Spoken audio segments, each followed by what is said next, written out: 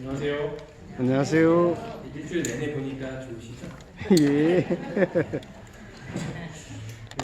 담임 목사님과 김현봉 전사님, 그리고 원장님과 많은 직원 여러분들, 교우님들께서 지금 필리핀 해외 선교에서 봉사하고 계십니다. 많이 기도해 주셨기 때문에 또 건강한 모습으로 열심히 봉사를 하고 있다고 합니다. 많이 기도해 주시고요. 덕분에 저는 이제 설교 준비합니다. 시간이 오래 걸리더라고요. 그래도 은혜롭게 이렇게 안식일까지 허락하신 하나님께 감사드립니다. 아멘. 한 설문조사에서 결혼을 생각하고 있는 미혼 남녀들에게 설문조사를 했는데요. 그 자신의 이상형과 결혼을 못하는 이유가 무엇인가에 대한 질문이었습니다. 그러니까 나는 내가 결혼을 못하고 있는 이유는 무엇일까? 가장 큰 이유는 무엇일까? 라는 질문이에요. 남자들은 첫 번째로 능력을 뽑았습니다. 나는 능력이 없기 때문에 결혼을 못하는 것 같다. 이야기를 했고요. 그리고 여성들은 외모 때문에 결혼을 못하는 것 같다. 이렇게 이야기를 했습니다. 질문이 좀 특이하죠. 내가 결혼을 못하는 이유. 이것은 이제 어떻게 보면 상대방, 남자들은 보통 이제 외모를 원하는 것 같다고 여자들은 느끼는 것 같고요. 여자들은 능력을 중요시하게 생각하는 것 같다.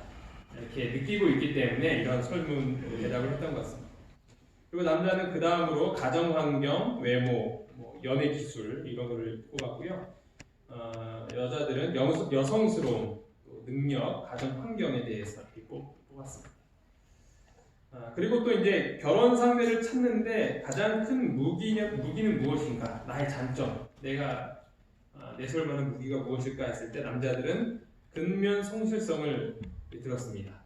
네, 근면하고 성실한 것, 그리고 배려심, 능력, 외모 순으로 이야기를 했고요. 우리 여성분들은 여성스러움, 그다음 외모. 여성스러움과 외모의 차이가 뭔가요? 저는 잘 알 것 같습니다. 그리고 근면 성실성, 능력 이렇게 이야기를 했다고 합니다. 요즘같이 결혼하기 힘든 세대에 상대를 찾는 것은 더더욱 어려울 것입니다. 그래서 이렇게 많이 만나보기도 하고 이렇게 또 중매를 소개 또 하시기도 하지만 여러분들의 자녀분들, 손주분들 결혼하기가 더더욱 힘든 그런 세대가 아닌가 생각이 되었습니다. 인류 최초의 중매는 하나님이 하셨죠, 그렇죠? 그 최초의 중매는 최고의 중매였습니다. 그런 첫눈에 반했고 행복하게 살았습니다. 물론 선택권이 없기는 했습니다. 그래도 가장 완벽한 남자와 가장 완벽한 여자는 분명히 하나님께서 그들을 지으셨고 그들을 만나게 해주셨던 것입니다. 비록 제가 들어와서 그 행복은 얼마 가지는 못했지만 그럼에도 불구하고 그때는 가장 행복하고 가장 아름다웠던 때였던 것 같습니다. 그런데 오늘 하나님께서 어떤 한 목사님에게 이상한 사람을 중매시켜 주시는 것입니다. 사목감이다 아니다를 따질 가치도 없는 여자를 소개시켜 줍니다. 신앙, 성품 이런 것을 생각할 겨를도 없습니다. 이 남자 저 남자에게 몸을 팔던 여자를 하나님께서 한 목사님에게, 아직 결혼을 못하신 목사님, 채용은 되었는데 매년차 되신 목사님, 아직 안수는 안 받으셨겠죠? 결혼 안 하셨으니까. 그분에게 창녀를 소개시켜 주시는 거예요. 상상이 되십니까? 목사님이 창녀 결혼을 해야 되는데 그게 하나님의 명령이라는 것이죠. 결혼하면 좀 괜찮을까 했는데, 그리고 엄마가 되면 좀 나아질까 했는데 그것과 상관없이 옛날 버릇이 그대로 몸에 배어있는 것입니다. 이제는 아예 다른 남자의 아이까지 임신해서 오는 사모님. 이런 여자와 결혼할 목사가 있을까요? 과연 그 여자와 결혼하라고 하나님께서 명령을 내리셨을까요? 이 이야기가 성경에 기록되어 있습니다. 그 이야기가 바로 호세아서입니다. 호세아는 분열 왕국 시대에 북방 이스라엘의 여로보암 2세의 통치 때부터 멸망할 때까지 하나님의 말씀을 전하기 위하여서 부르심을 받은 선지자였습니다. 이스라엘은 하나님을 경배하는 것을 그쳤고 그들은 우상을 숭배하게 되었습니다. 하나님께서 이스라엘의 이 배도의 배경 가운데 호세아에게 특별한 말씀을 주신 것입니다. 함께 읽어보도록 하겠습니다. 시작. 우시야와 요담과 아하스와 히스기야가 이어 유다 왕이 된 시대 곧 요아스의 아들 여로보암이 이스라엘 왕이 된 시대에 브에리의 아들 호세아에게 임한 여호와의 말씀이라. 여호와께서 처음 호세아에게 말씀하실 때 여호와께서 호세아에게 이르시되 너는 가서 음란한 여자를 맞이하여 음란한 자식들을 낳아 이 나라가 여호와를 떠나 크게 음란함이라 하시니. 선지자는 누구입니까? 바로 하나님의 말씀을 전하는 자였습니다. 예언하는 자였습니다. 그는 한 나라의 영적인 지도자였던 것입니다. 오늘날로 말하면 목사님입니다. 그런 자에게 창녀와 결혼을 하라고 하시는 것입니다. 아무리 극악무도한 죄인도 예수님을 만나고 회심하면 될 수 있을 것입니다. 다 용서해주고 품을 수 있을 것입니다. 호세의 아내가 비록 음란한 여인이었지만 그래도 하나님의 명령이니 그녀를 잘 품어주고 사랑으로 이렇게 다독여주면 그녀도 변화할 것이라고 아마 기대를 했을 것입니다. 그런데 호세아의 아내는 남편을 버리고 도망가게 됩니다. 너는 또 가서 타인의 사랑을 받아 음녀가 된 그 여자를 사랑하라 하시길. 내가 은 15개와 보리 한 호멜 반으로 나를 위하여 그를 사고 그에게 이르기를 너는 많은 날 동안 나와 함께 지내고 음행하지 말며 다른 남자를 따르지 말라. 나도 내게 그리하리라 하였노라. 여기 보면 이 타인의 사랑을 받아 음녀가 되었다. 또 나간 거죠. 집에서 나가서 바람난 겁니다. 그래도 하나님은 그 여자를 뭐하라고 하시는 거예요? 사랑하라. 다시 데려오라. 그리고 호세아는 하나님의 말씀에 순종하여 그 도망간 아내를 데려옵니다. 여기에 기록된 은 15개는 이 종의 몸값의 반 정도 되는 값입니다. 출애굽기에 보면 소가 만일 남종이나 여종을 받으면 소임자가 은 30세겔을 그 상전에게 줄 것이요 소는 돌로 쳐서 죽일지니라. 그래서 이 죽은 종의 값으로 은 30세겔을 내라고 이렇게 이야기를 하는 거죠. 그리고 보리 한 호멜 반을 드렸다고 했는데 이것도 대략적으로 일반 한영의 몸값이라고 합니다. 그리고 이 보리가루를 이렇게 내라고 했는데 거기 보면요, 이 보리 소재라는 것이 있습니다. 민수기 5장 11절로 15절에 보면 만일 어떤 사람의 아내가 탈선하여 남편에게 시내를 저버렸고 한 남자가 그 여자와 동침하였으나 그의 남편의 눈에 숨겨 드러나지 아니하였고 그 여자의 더러워진 일에 증인도 없고 그가 잡히지도 아니하였어도 그 남편이 의심이 생겨 그 아내를 의심하였는데 그의 아내가 더럽혀졌거나 또는 그 남편이 의심이 생겨 그 아내를 의심하였으나 그 아내가 더럽혀지지 아니하였든지 그의 아내를 데리고 제사장에게로 가서 그를 위하여 보리가루 10분의 1 에바를 헌물로 드리되 그것에 기름도 붓지 말고 유향도 두지 말라. 이는 의심의 소재여 죄악을 기억나게 하는 기억의 소재입니다. 그래서 이 보리 소재는 무엇이냐면 이 아내의 간음이 의심될 때 그것이 사실이든 사실이 아니든 그것이 확실치가 않을 때 하지만 그 남편이 의심이 될 때 드리는 소재가 바로 이 보리 소재라는 것입니다. 따라서 이런 정황들을 봤을 때 이 호세아의 아내를 데리고 올 때 어느 정도의 돈과 이 보리를 지불했다는 이것은 결국 호세아의 아내가 뭔 짓을 하고 돌아다녔는지 그 정황상 우리는 충분히 추측할 수 있는 것입니다. 그녀는 결혼한 후에도 여전히 정신 차리지 못하고 다시 그 옛적의 죄된 생활로 돌아갔던 것이죠. 이게 다가 아닙니다. 더 끔찍한 일이 있습니다. 이에 저가 가서 디블라임의 딸 고멜을 취하였더니 저가 잉태하여 아들을 낳았다라고 하고 있습니다. 여기 영어로 보면 그에게 아들을 줬다. 그리고 쉬운 성경에 보면 호세아의 아들이라고 설명을 하고 있습니다. 그런데 이 둘째 딸과 셋째 아들은 출처가 불분명해요. 6절에 보면요, 고멜이 또 잉태하여 딸을 낳았다라고 하고 있는데요, 그냥 딸을 낳았다라고는 하고 있습니다. 그리고 셋째도 보면 아들을 낳았다, 거기까지만 설명을 하고 있습니다. 누구의 아들인지. 내가 그 자녀를 긍휼히 여기지 아니하리니 이는 저희가 음란한 자식들입니다. 여기서 말하는 음란한 자식들이라는 표현이 고멜이 음행으로 얻었기 때문에 그렇게 사용될 수도 있습니다.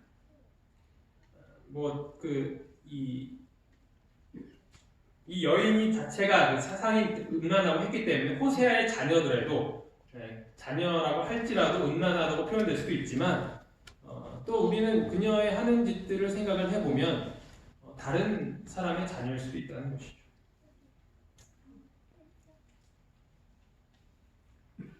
마태복음 19장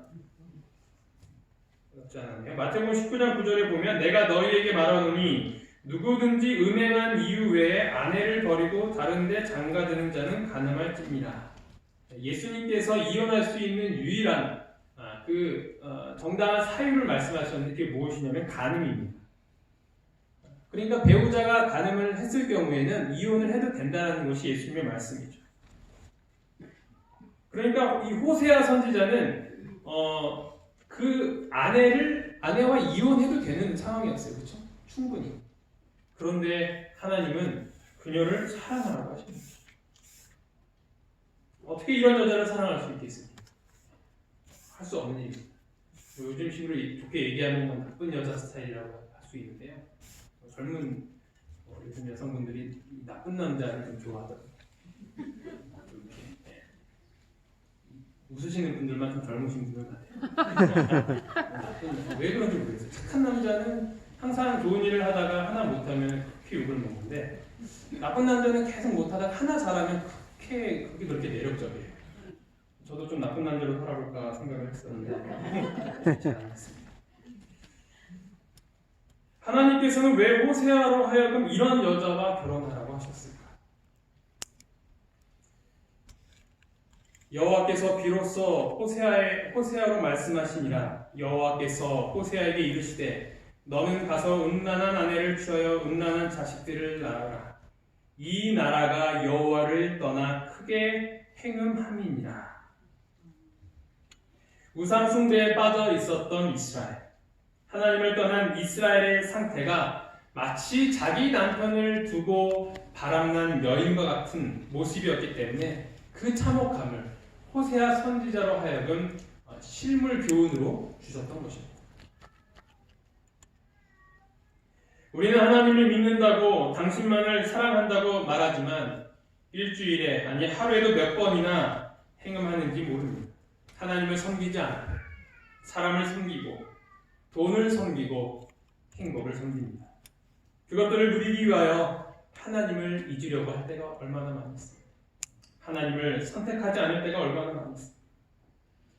우리는 주님의 말씀을 보고 이렇게 하나님께 예비함으로 인하여 다시금 내 자신을 되돌아보고 내가 얼마나 하나님을 떠난 삶을 살았는지를 다시 한번 확인하고 되돌아볼 수 있는 것입니다.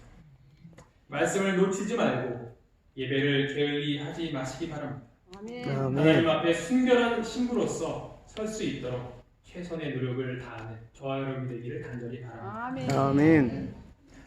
그러나 하나님은 우리가 그렇게 음행하는 순간에도 우리를 사랑하신다는 것을 이 호세아 선지자의 이야기를 통하여서 말씀해 주시는 것입니다. 여호와께서 내게 이르시되 이스라엘 자손이 다른 신을 섬기고 건포도 떡을 즐길지라도 여호와가 저희를 사랑하나니 너는 또 가서 타인에게 연애를 받아 응부된 그 여인을 사랑하라 하시고, 돌아온 아내를 사랑하는 것이 아니라 나가서 음행하고 있는 아내를 사랑하신다는 것입니다. 교회에서 예배 잘 드리고 소그룹도 잘하고 안식일 잘 지킬 때에만 사랑하시는 것이 아니라 하나님을 잊고 안식일을 잊고 세상 사람들이 사는 것처럼 할 거 못할 거 다 하면서 살아간다고 하여도 그들의 행복을 추구하는 방법대로 살아가는 그 순간에도 하나님은 여전히 우리를 사랑하신다는 것입니다. 아멘. 하나님의 사랑은 바로 이런 사랑이죠. 무조건적인 사랑, 조건적인 사랑이 아닌 것입니다. 우리가 하는 사랑과는 비교도 할 수 없는 사랑입니다. 우리가 과연 이런 고멜과 같은 여인을 아내로 삼을 수 있겠습니까? 저는 절대로 못합니다. 절대로 그렇게 할 수 없습니다. 그런데 하나님은 그렇게 하신다는 거죠. 우리가 그렇게 음탕한 여인처럼 삶을 산다고 할지라도 하나님은 여전히 우리를 사랑하신다는 것입니다. 아멘. 고멜이 낳은 자녀들의 이름 가운데서 하나님의 사랑을 또한 찾아볼 수 있습니다. 첫째 아들의 이름은 이스라엘이었고 둘째 딸은 로루하마, 셋째는 로암미. 이스라엘의 뜻은 하나님이 씨를 뿌리다 흩다라는 내용입니다. 분명히 호세아의 분명한 아들이었습니다. 그리고 출처가 불분명한 이 로루하마의 뜻은 불쌍히 여김을 받지 않은 이라는 뜻입니다. 그리고 로암미는 내 백성이 아니라는 뜻입니다. 이 로자는 이 히브리어에서 이 부정의 의미를 뜻한다고 합니다. 로가 쓰이는데 그래서 이 루하마라는 뜻은 불쌍히 여김을 받다. 앞에 로자가 붙이니까 불쌍히 여김을 받지 않는다는 뜻입니다. 그리고 암미는 내 백성이다. 백성. 암미는 백성인데 앞에 로자가 붙이니까 백성이 나의 백성이 아니다라는 것이죠.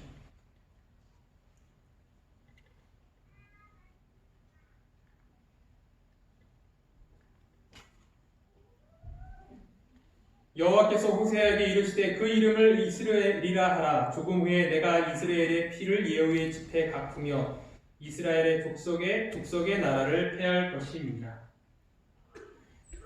고멜이 또 잉타하여 딸을 낳음에 여호와께서는 호세아에게 이르시되 그 이름을 로루하마라 하라. 내가 다시는 이스라엘 족속을 긍휼히 여겨서 사하지 않을 것임이니라.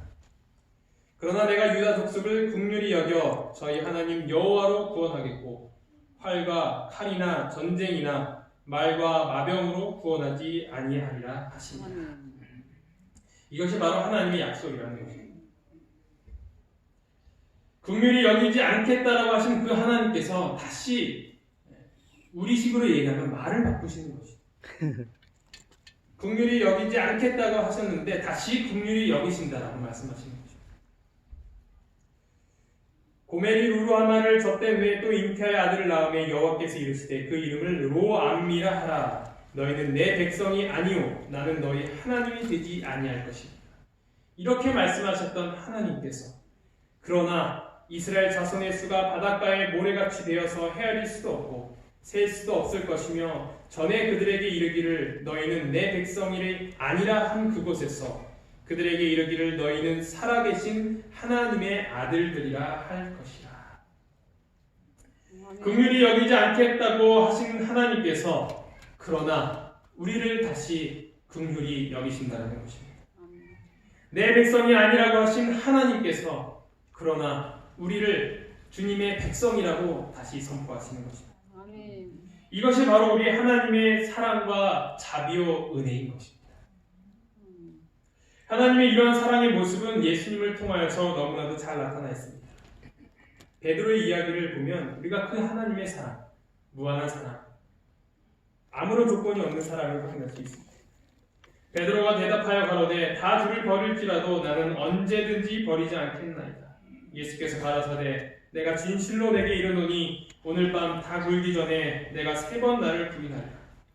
베드로가 가로되 내가 주와 함께 죽을지언정 주를 부인하지 않겠나이다 하고 모든 제자도 이와 같이 말하라. 예수님을 떠나지 않겠다고 그렇게 호언장담하였던 베드로. 하지만 그가 정말 그 위기의 순간에 왔을 때 그는 어떻게 했습니까? 베드로는 모든 사람 앞에서 부인하였습니다. 72절에 보면 베드로가 맹세하고 또 부인하여 가로되 내가 그 사람을 알지 못하노라. 14절에 저가 저주하며 맹세하여 가로되 내가 그 사람을 알지 못하노라 하니 닭이 곧 울더라. 이제 저주까지 합니다. 그렇게 예수님을 따르겠다고 그렇게 이야기하였던 이 베드로는 결국 예수님 앞에서 배반을 해야 되는 거죠.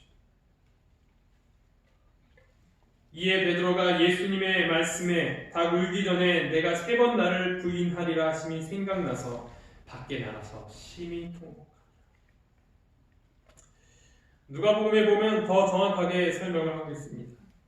주께서 돌이켜 베드로를 보시니 베드로가 주의 말씀 곧 닭 울기 전에 내가 3번 나를 부인하리라 하심이 생각나. 베드로가 예수님을 부인하는 3번째 부인하는 그 순간 닭이 울어. 그리고 베드로는 예수님과 눈을 마주친 것입니다. 얼마나 섬뜩했을까? 그런 경험 해보셨습니까? 누구 욕하고 있는데 신나게 이렇게 얘기하고 있는데 딱 들어온 거야. 얼마나 민망할까요? 그 눈빛은 원망과 저주의 눈빛이었을까요? 거봐라, 내 그럴 줄 알았어. 내게 얘기했지? 너 그 정도밖에 안 되는 놈이야. 예수님의 눈빛이 그런 눈빛이었어요. 예수님은 그렇게 무너지는 베드로를 보시며 또 그것으로 인하여 괴로워할 베드로를 이미 용서하셨습니다. 비열한 저주의 말이 베드로의 입술에서 바래지며 드높은 닭의 울음소리가 아직도 그의 귀에 울리고 있을 그때 구주께서는 얼굴을 찌푸린 재판장들로부터 얼굴을 돌려 그분의 가련한 제자를 유심히 바라보셨다. 그와 동시에 베드로의 시선도 주님께 걸렸다. 그 부드러운 얼굴에서 그는 깊은 동정과 슬픔을 볼 수 있었을 뿐 분노의 그림자는 추워도 볼 수 없었다. 이것이 바로 예수님의 용서였다. 비록 자신을 배반하였지만 그럼에도 불구하고 그 제자를 그 순간 배반하는 그 순간에도 사랑하시는 주님이 우리 예수님이신 거죠. 아멘. 예수님을 3번이나 부인한 베드로와 그리고 예수님을 은 30에 판 유다 중 누가 더 나쁜 제자일까요? 유다나 베드로나 다른 것이 무엇일까요? 둘 다 예수님을 배반하였습니다. 누가 더 낫고 누가 더 잘했다고 할 수 없는 것입니다. 예수님이 베드로를 용서하셨다면 유다도 역시 용서를 받았을 것이다라고 우리는 생각할 수 있는 것입니다. 베드로만 예수님께로 돌아갔기 때문에 그가 진심으로 회개했기 때문에 그는 새로운 사명을 부여받았을 뿐이지 유다도 베드로와 같이 예수님을 회심하고 예수님을 따랐더라면 그도 동일하게 용서를 받았을 것입니다. 예수님은 우리의 어떠한 모습과 상관없이 여전히 우리를 사랑하십니다. 내가 죄를 짓고 하나님을 떠난 삶을 살 때 내가 가장 두려워하는 것은 무엇일까? 하나님이 나를 실망하시면 어떨까? 하나님이 나를 다시 미워하시면 어떨까? 그렇게 하나님을 잘 믿겠다고 사람들 앞에서 간증도 하고 열심히 봉사도 했었는데 이제 좀 살만하니까 다시 예전의 생각을 좀 민망해서 하나님을 볼 수 없습니다. 절대 그렇지 않습니다. 여전히 예수님은 우리를 사랑하십니다. 아멘. 그렇기 때문에 내가 구원받고 이 자리에 있는 것입니다. 아멘. 우리가 구원을 받았다면 죄인이었기 때문에 구원을 받았다면 우리가 다시 하나님을 떠난다고 할지라도 그때도 여전히 사랑하시는 그 하나님의 사랑을 기억하시기 바랍니다. 아멘. 아멘. 그러면 그 사랑을 경험한 우리는 어떻게 해야 할까요? 호세아 14장 1절 이스라엘아 내 하나님 여호와께로 돌아오라 내가 불의함으로 말미암아 엎드러졌느니라. 아멘. 오라 우리가 여호와께로 돌아가자. 여호와께서 우리를 찢으셨으나 도로 낫게 하실 것이요 우리를 치셨으나 싸매어 주실 것이다. 여호와께서 이틀 후에 우리를 살리시며 제3일에 우리를 일으키시리니 우리가 그 앞에서 살리라. 그러므로 우리가 여호와를 알자. 힘써 여호와를 알자. 그의 나오심은 새벽빛같이 일정하니 비와 같이 땅을 적시는 늦은 비와 같이 우리에게 임하시리라 하리라. 아멘. 이 시간 하나님을 예배하지 않고 우상을 숭배하는 우리가 다시 한번 하나님께로 돌아갈 시간입니다. 아멘. 앞으로 살아가면서 하나님을 잠시 잊을 때도 있습니다. 정말 그래서는 안 되지만 잠시라도 떠날 수 있는 상황이 올 수도 있습니다. 그러나 그 순간에 반드시 기억하시기 바랍니다.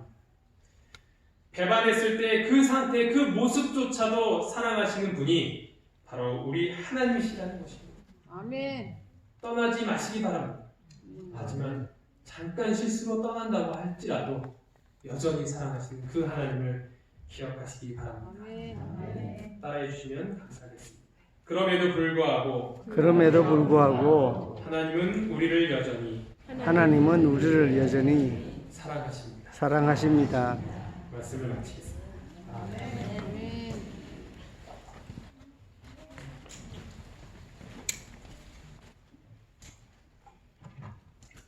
하늘에 계신 하나님 아버지, 오늘 저희가 호세아에게 하셨던 그 끔찍한 명령을 저희는 이해할 수 없었습니다. 하지만 그것이 우리의 모습이라는 것을 다시 생각해 볼 때 하나님 앞에서 우리는 얼마나 끔찍한 존재인지 다시 한번 돌아보게 됩니다. 아버지, 주님을 떠나고 세상을 사랑하고 다른 것에 한눈을 팔았던 저희를 용서하여 주시옵소서. 아멘. 아버지, 저희는 연약하여 다시 옛적의 죄된 생활로 돌아가기가 너무나도 쉽습니다. 그 유혹에 이길 힘이 너무나도 없습니다. 아무런 힘도 없습니다. 아버지, 저희에게 힘을 주셔서, 저희에게 능력을 주셔서 아멘. 저희로 하여금 그 죄의 모습으로 다시 돌아가지 않을 수 있도록 인도하여 주시옵소서. 아멘. 저희가 다시 그 예전의 생활로 돌아가지 않을 수 있도록 저희를 새로 태어나게 하여 주시옵소서. 아멘. 그리고 어느 순간에라도 하나님은 여전히 우리를 사랑하신다는 그 사실을 기억하며 항상 하나님의 사랑을 생각하며 살아갈 수 있도록 인도하여 주시옵소서. 아멘. 또한 아직도 그 하나님의 사랑을 깨닫지 못하는 수많은 영혼들에게 주님의 사랑을 전할 수 있는 저희들이 될 수 있도록 인도하여 주시옵소서.